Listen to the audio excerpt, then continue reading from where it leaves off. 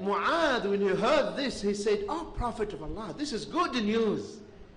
Can I pass this news to the Muslims?" No, don't pass it. Because if you pass this news to the Muslims, maybe they will rely on this promise that Allah will not punish them and they will not do good deeds. Because Allah is, this is what the Muslims now are doing. Allah Ghafoor Rahim, right? No salah, no siyam, Allah Ghafoor Rahim. Who told you this? Yes, He's Ghafoor Rahim and He's Shadeed al-Iqab. Allah is severe in punishment.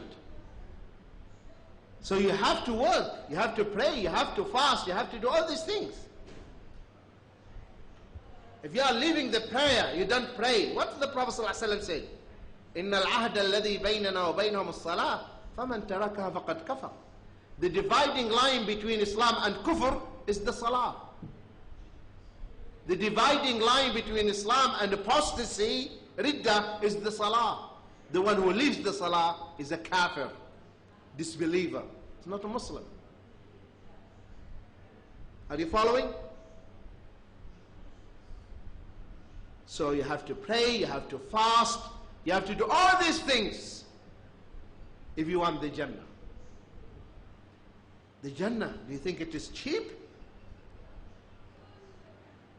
Where you have palaces, one brick is gold, another brick is silver.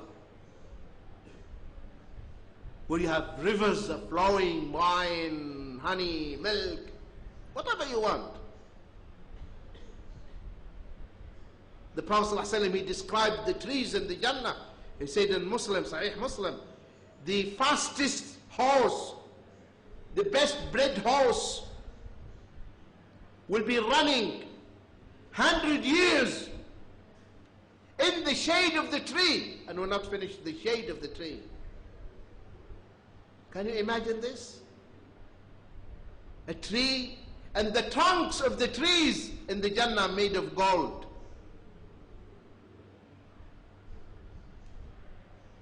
You want that? You have to pay for it. It's not cheap. That's why Prophet Muhammad said, "Ala inna sil'at Allah ghaliya." Verily, the good of Allah is so expensive. Ala inna sil'at Allah hiya al-Jannah. That good is the Jannah. That item is the Jannah. It's not easy, it's not cheap. It's expensive. You have to pay for it. And things, the price is affordable. It is affordable. You can do it.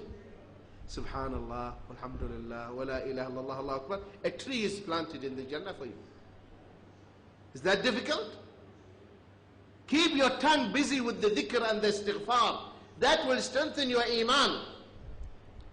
That will purify your heart. You will feel the sweetness in your heart. So the Prophet ﷺ told him, no, don't inform them. So if he told him not to inform us, why did he inform us? Because we are reading it. Are you following? Mu'adh mentioned this hadith only when he was dying, the last minute in his life. When he was on the bed of death, when he was breathing his last, dying, he mentioned the hadith. You know why? Because there is another hadith. He who dies while concealing knowledge, a bit of fire, his tongue will be branded with fire because he concealed the knowledge. So Mu'adh, when he remembered this hadith, he mentioned this. He didn't want to die while concealing and hiding any knowledge in his heart. Because Mu'adh is the leader of the ulama Yawm al-Qiyamah. The Prophet ﷺ said, Mu'adh will come on the day of resurrection. He is the head of the scholars and all the ulama after Mu'adh. And he said, أعلمكم بالحلال والحرام Mu'adh ibn Jabal. The most learned one among you, the Sahaba, the companions, regarding the issues of lawful, unlawful, halal and haram is Mu'adh ibn Jabal. And that's why he chose him and he sent him to Yemen to be the ambassador. The Prophet, he picked and selected the most qualified and the learned man for the da'wah. So the da'wah should be done by whom? The ignorant or the learned ones? The learned ones, not the ignorant. The ignorant, they should study and learn the deen, then do the da'wah. Are you following? And we reach the end of this chapter. May Allah accept our deeds and your deeds. Inshallah, we're going to break for a while, and then we come for chapter 2, inshallah. Is this space fine by everyone? Sisters, is this okay by you? Assalamu alaikum wa rahmatullahi wa barakatuh. Bismillah wa salatu wa salam ala rasulillah wa ala alihi wa sahbihi man wala mutaba huda ila yawmiddin. Amma ba'd. Chapter number 2, the superiority of Tawheed and what it removes of sins. So this is another title. So the author is telling us the merit of Tawheed and the excellence of Tawheed and the fruit of the Tawheed, that it removes the sins, it expiates the sins, it washes away the sins. Allah the Most High said, الَّذِينَ آمَنُوا وَلَمْ يَلْبِسُوا إِيمَانَهُمْ بِظُلْمٍ أُولَٰئِكَ لَهُمُ الْأَمْنُ وَهُمْ مُهْتَدُونَ. It is those who believe in the oneness of Allah and confuse not their belief with dhulm.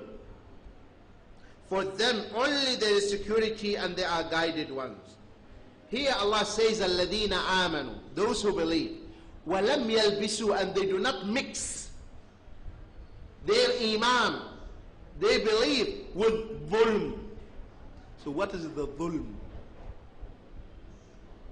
Dhulm means injustice. Dhulm means injustice.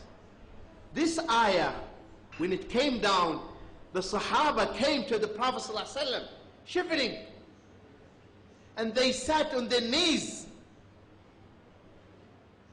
and they said, "Oh Prophet of Allah, we have wronged ourselves. No single human being who can say that I never wronged myself, I never did an injustice." And the ayah says the one who is going to grant safety and security on the day of resurrection, only those who did not commit dhulm. Are you following? And no human being who didn't commit dhulm. That means we are doomed. We are destined for hell. That's what the Sahaba understood. They took the word dhulm in its broad sense, in its broader meaning. The Prophet ﷺ told them, no, you are mistaken. The meaning here of dhulm is not what you understood. The meaning of this word dhulm is, as it is mentioned in another place in the Quran, upon the tongue of Luqman